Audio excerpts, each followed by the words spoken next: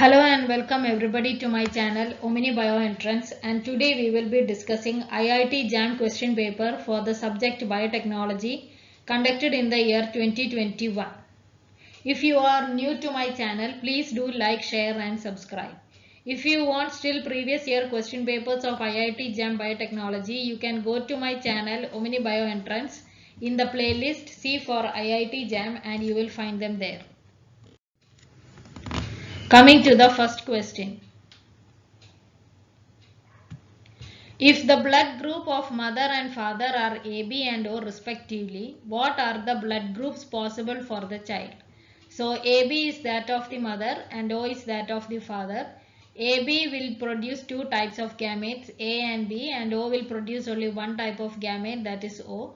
Now cross AO and BO, that is the child will be either A blood group or B blood group. So answer is C.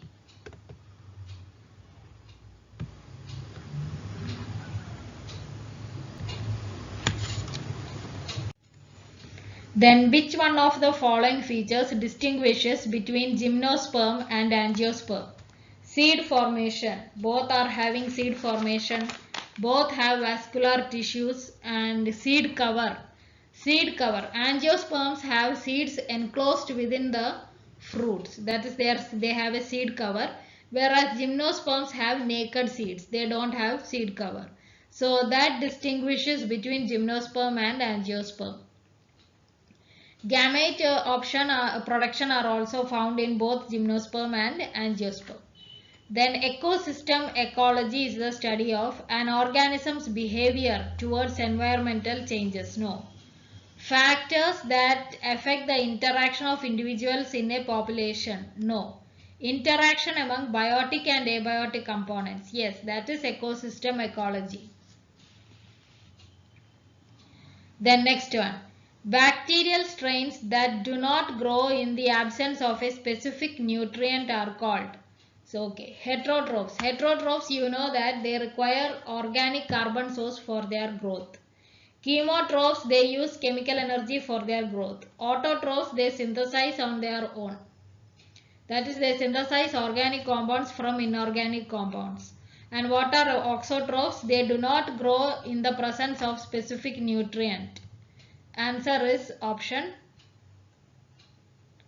D. Okay, they do not grow in the absence of specific nutrients, are called auxotrophs. Then next one. The type of immunological protection provided by plasma therapy. Okay, before coming to what is plasma therapy, I will explain the options. Natural active immunity. That is a result of direct exposure to the pathogen. Once you get a fever or a disease, you develop antibodies. That is, these antibodies are a result of natural active immunity. Then artificial active immunity. It is induced through vaccination. By vaccination, you stimulate the immune system to produce antibodies. That is artificial active immunity. Natural passive immunity is, passive means indirectly. When in the case of a baby receiving antibodies from the mother, that is natural passive immunity. Okay, during baby receiving antibodies from the mother during pregnancy, that is natural passive immunity. It is natural way of receiving. And what is artificial passive immunity? That is injection of antibodies generated from a different person or an animal, or it can be generated even in the laboratory by artificial means, and you inject these antibodies into an individual who is deceased. That is called as artificial passive immunity. Okay, that's it about the various 4 types of active and passive immunity. Then what is plasma therapy? In plasma therapy, what you do is you transfuse the plasma from recovered individual to patient with infection. That is plasma therapy, because the plasma, it contains antibodies that can neutralize or remove the pathogen. Okay. So that is plasma therapy. So here what you are doing, you are taking antibodies, that is plasma, from a person who is already recovered, and you inject it or transfuse it into the person who is having the infection. Because plasma contain antibodies, they will help in the faster recovery of the diseased person. So here is it a natural active immunity? No. Natural active immunity is got from direct exposure to the pathogen. Here you are not directly exposing to the pathogen and thereby causing your immune system to become active. That is not happening here. Is it natural passive? It is a passive immunity, but it is not natural. Okay. So artificial passive, yes, that is it. Because here you are taking antibodies from one person and transfusing it to another person via the help of plasma, because plasma contains antibodies. So it is an artificial passive immunity. Answer is option D. Then next one. Which of the following components of bacterial cell act as endotoxin? Peptidoglycan of gram-positive bacteria. It provides structural support and it is not cytotoxic. Peptidoglycan of gram-negative bacteria. Again, structural support, part of a cell wall, not endotoxic.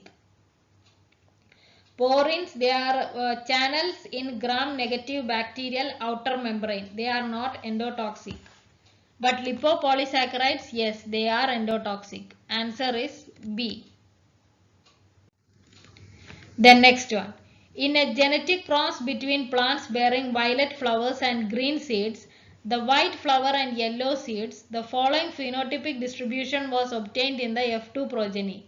Assume both parents to be pure breeding for both the traits and self-cross at F1 generation.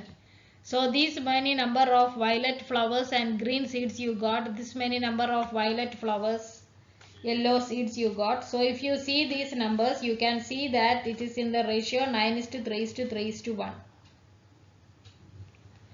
Okay. Now which of the following interpretation explains the above phenotypic distribution? Same genes control both flower and seed color. No, that is not supported. It is separate genes are involved. Genes for flower and seed color are genetically interacting. They are giving the ratio 9:3:3:1. So there is nothing like genetic interaction, or I can say epistasis in being involved here. Genes for flower and seed color are present on the same chromosome.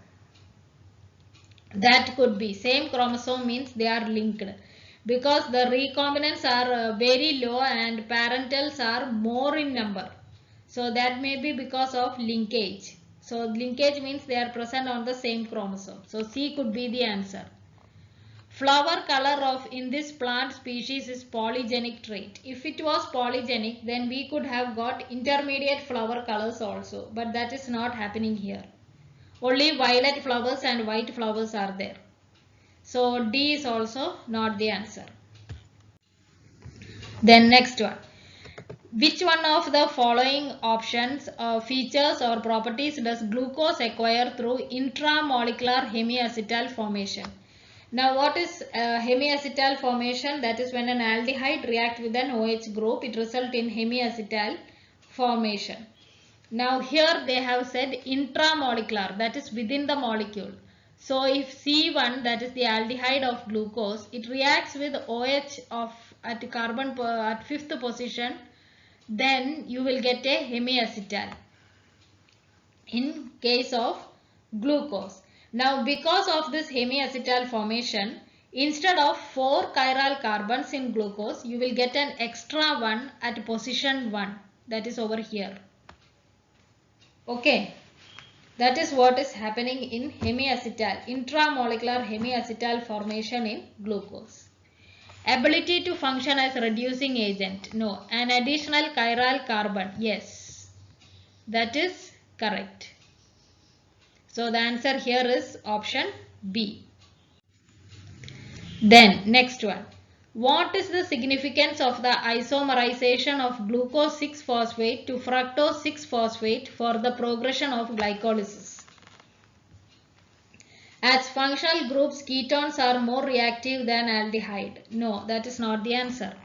Cleavage of glucose 1,6-biphosphate will not yield dihydroxyacetone phosphate glycerol. That step comes after this step in the question. So B is also not the answer. The carbonyl group of carbon 2 in fructose facilitate the cleavage of the bond between C3 and C4. That is correct. So C is the right answer. Then next one. What is the role of bile salts in mammalian digestive system? Bile salts convert pepsinogen to pepsin and thus facilitate protein digestion. No, they are not involved in the conversion of pepsinogen to pepsin. So what is involved? Pepsinogen is released by chief cells into the stomach. The HCl then activates the pepsinogen to pepsin and pepsin will result in the breakdown of proteins to smaller peptides. So A is not the answer. Now B, bile salts emulsify fat and thus aid in digestion. Yes, that is correct. C, bile salts are excretory products produced by the liver. They are not excretory products. They are produced by the liver, but they are not excretory products. Bile salts facilitate digestion of all types of macromolecules in the small intestine. Bile salts, they facilitate digestion and absorption of fats, not all types of macromolecules in the small intestine. So D is also not correct. Then next one. Presence of which one of the following in the urine indicate pregnancy in humans? It is progesterone, estrogen, follicle stimulating, utilizing? No. It is human chorionic gonadotropin, that is D. Which one of the following processes emerged earliest during the course of evolution? Antigen presentation, antibody production, phagocytosis. Yes, that is the most primitive one.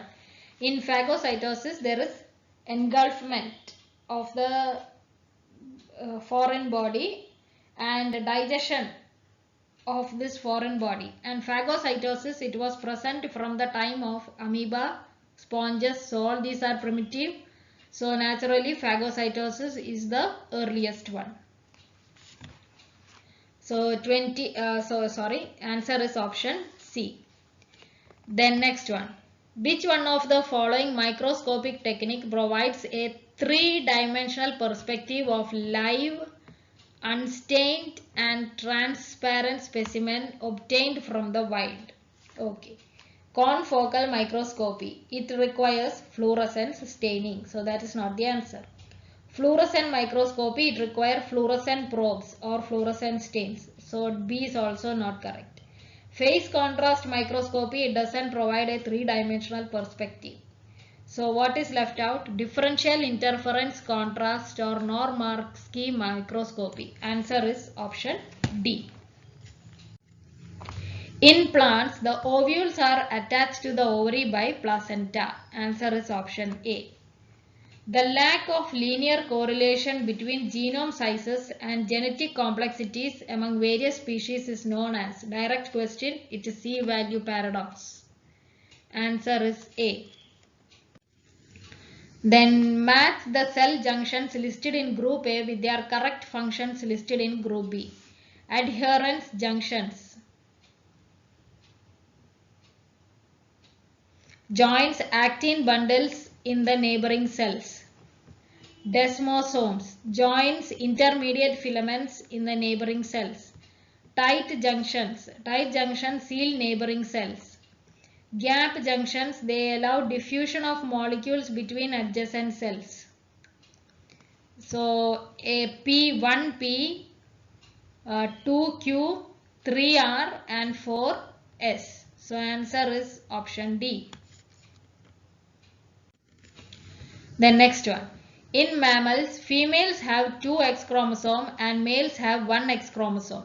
Equal expression of X chromosome gene in both the sexes is ensured by.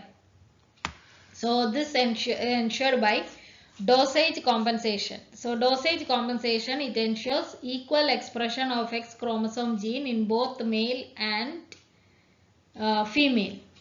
So the answer here is option A. Histone code. Histone code, it is involved in gene regulation through histone modification, but it is not directly involved in any dosage compensation. Then RNA silencing, it involves microRNA and siRNA for silencing or degrading specific mRNA. So it is not directly related to dosage compensation.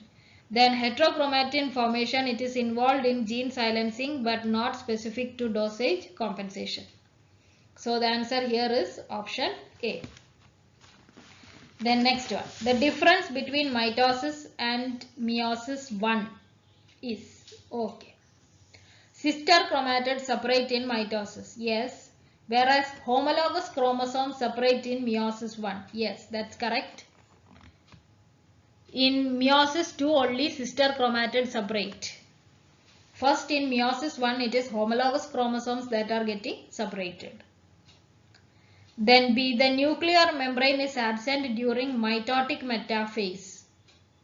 Yes, but not in meiotic metaphase. Why not? In meiotic metaphase also nuclear membrane is absent. So B is not correct. The DNA is double helical in meiosis 1 but not in mitosis. DNA remains double helical in both mitosis and meiosis. C is also incorrect. Unlike in mitotic metaphase, chromosomes do not align at the equatorial plate in meiosis. Chromosomes align at the equatorial plate in both mitotic and meiosis 1 metaphase. So D is also not correct. Now coming to MSQ, that is multiple select questions. Infrared spectroscopy is used for determining certain aspects of the structure of organic compounds.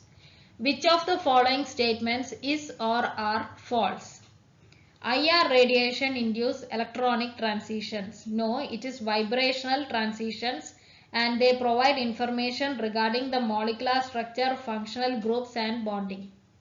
So first statement is false. They have asked for the false statement. So A is your one of the answers. Then IR peak intensities are related to molecular mass. No, peak intensities are related to concentration of the absorbing species.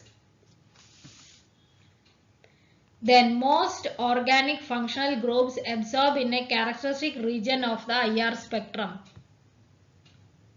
That is correct one. So they have asked for the false statement. So C cannot be the answer. Each element absorbs at a characteristic wavelength. No, IR absorption is not specific to individual element but to molecular bonds and functional groups. So D is also your answer. So A, B, D is the answer. Then next one. Oleic acid shown below. Okay, it has got a double bond here. So naturally it is an unsaturated fatty acid. So B is correct. Unsaturated means naturally it is going to be insoluble in water. So C is also correct and it will solubilize in organic solvents. So acetone soluble is correct. So B, C, D is the answer. Then cyclic AMP acts as a second messenger for which of the primary signaling molecules? So prostaglandins and epinephrine both are correct. B and D. Then next one. Which of the following is true about the electron carrier ubiquinone, that is coenzyme Q? So it connects, usually coenzyme Q, it connects complex 1 and 2 to complex 3 in the mitochondrial electron transport chain. Then it transfers electrons from two electron donors, that is NADH and FADH2, to one electron acceptors, that is cytochromes. Now read the options. Its ability to accept two electrons one at a time enable ubiquinone to function at the junction between two electron donors, that is NADH and FADH2, and one electron acceptor, that is your cytochrome. So A is correct. Being small and hydrophobic, ubiquinone readily shuttles between protein-based electron transfer complexes within the membrane. Yes, that is also correct. Its hydrophilic nature. No, it is hydrophobic. So C is not correct. Ubiquinol, its ability to interact with heme C of cytochromes. It is not heme C but with cytochrome B in the mitochondrial electron transport chain. So D is also incorrect. So A and B are the answer. Then next one. Which one of the following is or are common to both prokaryotic and eukaryotic gene expression? Coupled transcription translation, it is found only in prokaryotes, not in eukaryotes. Post-translational modification, yes. Genetic code, yes. Presence of the sequence data in the promoter, yes. So B, C, D are correct. Then next one. Which of the following molecular genetic techniques is or are used in forensic science? Co-immunoprecipitation, that is for protein-protein interaction studies, antigen-antibody interactions. All these use co-immunoprecipitation. They have asked used in forensic science. So co-immunoprecipitation is not used in forensic science. DNA fingerprinting, yes, for paternity test, for culprits, all these DNA fingerprinting is involved. So it is used in forensic science. Restriction fragment length polymorphism is also used in forensic science. RFLP. Electrophoretic mobility shift assay. It is used for DNA protein interaction studies. That is where does the RNA polymerase bind on the DNA? To search for such kind of things, you use electrophoretic mobility shift assays.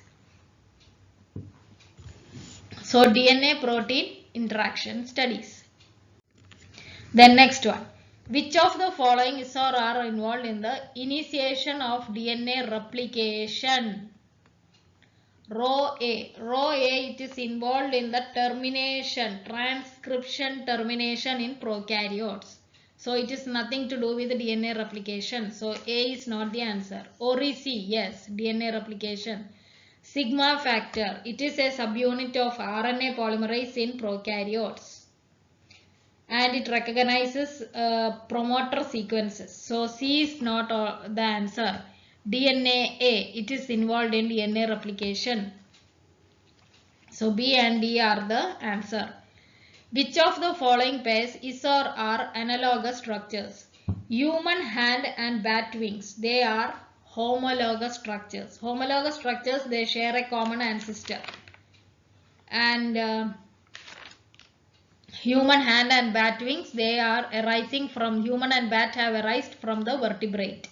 So it is a homologous structure. So A is not the answer. They have asked for analogous structures. Butterfly wings and bat wings. So analogous means they perform similar functions but have different origins and structures. So